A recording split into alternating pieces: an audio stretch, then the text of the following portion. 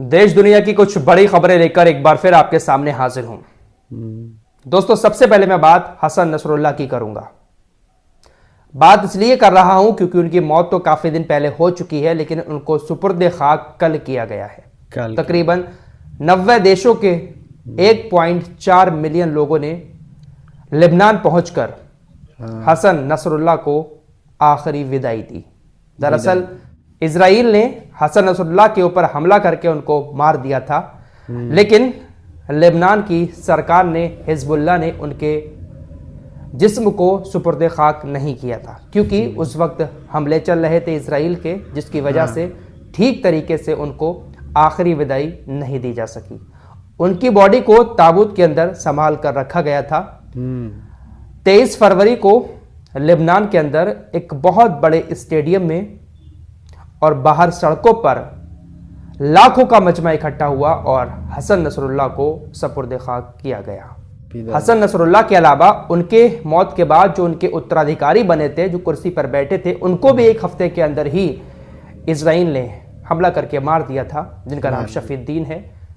उनको भी सुपुर्द खाक कर दिया गया। दोनों की बॉडी को संभाल कर रखा गया था और फिर बहुत अच्छे तरीके से लाखों का मजमा इकट्ठा होकर उनको सुपुर्द खाक करता है। लेकिन दोस्तों, जिस वक्त हसन नसरुल्लाह के जनाजे को आखिरी विदाई दी जा रही थी, जिस स्टेडियम में लाखों की तादाद में लोग बैठे हुए थे, अचानक से वहां पर फाइटर जेट की आवाज गड़गड़ाने लगती है। लाखों के मजमे के ऊपर इधर से उधर फाइटर जेट उड़ना शुरू कर देते हैं। कई सारी उड़ानें फाइटर जेट ने इजराइल के बहुत नीचे से उस मजमे के ऊपर से उड़ी। अचानक से लोग घबरा भी गए। कल मैं आपको बता रहा था ना पिछले वीडियो में कि जनाजा होगा, उसमें लाखों की भीड़ होगी, तो इजराइल वहां पर कुछ ना कुछ जरूर कर सकता है। तो इजराइल ने अपने लड़ाकू विमानों को उस मजमे के ऊपर उड़ाकर डराने की कोशिश की। लड़ाकू विमान उड़ाने के बाद इजराइल के रक्षा मंत्री का बयान आता है, कहता है कि यह उन सभी के लिए एक साफ मैसेज है जो इजराइल को धमकी देते हैं।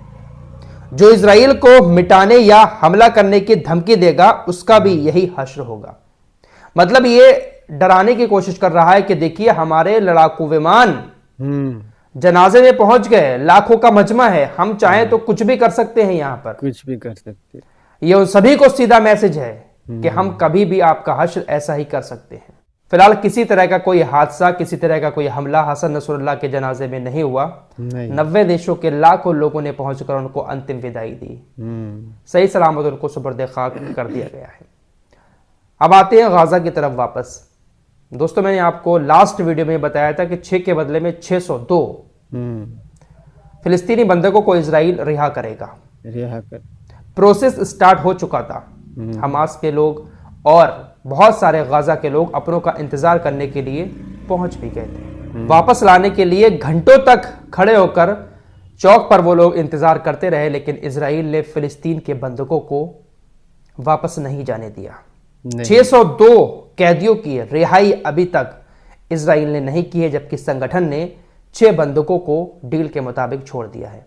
दरअसल इजराइल ने एक बार फिर से संगठन, जो गाजा का संगठन है, उसके ऊपर आरोप लगाए कि जब ये हमारे बंदूकों को छोड़ रहे हैं तो इस तरीके से हमारे बंदूकों को चौराहे पर खड़ा करके लोगों के सामने परेड करा रहे हैं, इससे हमारे बंधक डर रहे हैं। दरअसल ये बात इसलिए कही इजराइल ने क्योंकि पूरी दुनिया के अंदर वो तस्वीर वायरल हुई जो मैंने आपको लास्ट वीडियो में भी बताया था कि इजराइल का एक बंधक, जो इजरायली सेना का जवान है, जिसको उठा लिया था संगठन के लोगों ने, जब वापस आ रहा था इजराइल तो संगठन के लोगों के माथे को चूम कर आया, जिसके बाद पूरी दुनिया के अंदर वो तस्वीरें वायरल हुई। यही चीज इजराइल के प्रशासन को बुरी लगी और उसके बाद कहा कि अगर आप ऐसा करते रहेंगे तो हम आपके जो कैदी हैं उनको नहीं छोड़ेंगे। आप हमारे बंधकों के साथ बहुत गलत कर रहे हैं, हम इस तरीके से आपके कैदियों को नहीं छोड़ेंगे। इसी के चलते हुए, इसी बहाने के चलते हुए इजराइल ने 602 फिलिस्तीनी लोगों को नहीं छोड़ा है। संगठन ने आरोप लगाया कि ये खुला उल्लंघन है सीज फायर का, और अब हम इजराइल से किसी तरह की कोई भी सीज फायर को लेकर बातचीत नहीं करेंगे। अल जजीरा के मुताबिक संगठन के एक सीनियर लीडर ने कहा कि हम तब तक बिचौलिए देशों के जरिए इजराइल से किसी तरह की बात तब तक नहीं करेंगे जब तक इजराइल हमारे 602 कैदियों को रिहा नहीं कर देता। किसी तरह की सीज फायर की बात आगे नहीं की जाएगी। लेकिन दोस्तों, मैं आपसे लगातार यही कह रहा हूं कि यह सिर्फ एक बहाना है। इजराइल किसी ना किसी जरिए दोबारा से युद्ध शुरू करना चाहता है, और कल बाकायदा इस बात की धमकी, खुली धमकी नेतन्याहू ने दे भी दी है। बेंजामिन नेतन्याहू ने सेना की एक टुकड़ी को संबोधित करते हुए कहा कि हम किसी भी समय फुल स्केल पर, पूरे पैमाने पर युद्ध शुरू करने के लिए तैयार हैं। हमारी सभी ऑपरेशन योजनाएं पूरी हो चुकी हैं। इजराइल ने गाजा में संगठन की संगठित सेना के बड़े हिस्से को खत्म कर दिया है, लेकिन युद्ध के मकसदों को पूरा किए बिना पीछे नहीं हटेंगे।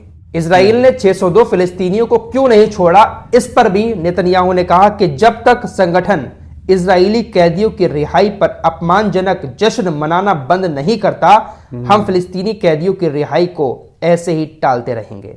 अमेरिका के नए राष्ट्रपति डोनाल्ड ट्रंप ने बेंजामिन नेतन्याहू की इन सभी बातों का समर्थन किया है और कहा है कि हम हर बात में इजराइल के साथ खड़े हुए हैं। नेतन्याहू ने ईरान को लेकर भी कहा कि ईरान गुप्त तरीके से संगठन का समर्थन करता है, इसका परिणाम भुगतने के लिए ईरान को तैयार रहना चाहिए। ईरान अंदर अंदर गाजा के संगठनों की मदद कर रहा है। उधर लेबनान के अंदर जैसे ही हसन नसरुल्लाह का जनाजा सामने आता है, सुपुर्द खाक करने की प्रक्रिया शुरू होती है, ईरान के सुप्रीम लीडर अयातुल्लाह खामनेई का बयान सामने आता है। वो कहते हैं कि यह प्रतिरोध तब तक जारी रहेगा जब तक हम वांछित टारगेट हासिल नहीं कर लेते। इसी तरीके का रिएक्शन हमारे और हमारे संगठनों की तरफ से दिया जाता रहेगा। आइए अब एक अपडेट आप लोगों को यूक्रेन और रशिया की जंग का भी दे देता हूं। यूक्रेन के जो राष्ट्रपति हैं ज़ेलेंस्की, उन्होंने कल एक बहुत बड़ा बयान दिया है, और उनका यह बयान दिखाता है कि शायद उन्होंने हार मान ली है। दरअसल यूक्रेन नाटो का सदस्य बनना चाहता है। यूक्रेन को ऐसा लगता है कि अगर वो नाटो का सदस्य बन जाता है तो शायद रूस को हरा सकता है। फिर सभी देश नाटो में जो शामिल है, 30-32 देश, वो यूक्रेन की खुलकर मदद कर सकते हैं। इसीलिए ज़ेलेंस्की ने कहा कि देखिए, भले ही मैं राष्ट्रपति ना रहूं, अगर मेरे राष्ट्रपति पद से इस्तीफा देने के बजाय नाटो में यूक्रेन को शामिल कर लिया जाता है तो मैं इस्तीफा देने के लिए तैयार हूं। मैं यूक्रेन में युद्ध नहीं चाहता हूं। यानी अब इनको भी लगने लगा है कि युद्ध बहुत हो गया, कुछ हासिल नहीं कर पाए। उन्होंने कहा कि नाटो में शामिल यूक्रेन हो जाए, मैं इस्तीफा दे दूंगा और फिर शांति हो जाए यूक्रेन के अंदर, मैं ये चाहता हूं। यानी हार मान ली है, मान लिया। युद्ध से किसी का भला नहीं हुआ है। युद्ध हमेशा एक देश को बहुत पीछे ले जाता है। अमेरिका ने आगे बढ़ाया और अब पीछे हट गया तो यूक्रेन भी कुछ नहीं कर पा रहा है। नहीं दोस्तों, हमारी वीडियो पसंद आए तो फॉलो सब्सक्राइब कीजिए और साथ ही साथ शेयर भी कीजिए। मिलते हैं अगली वीडियो में, तब तक के लिए अपना ख्याल रखें। धन्यवाद।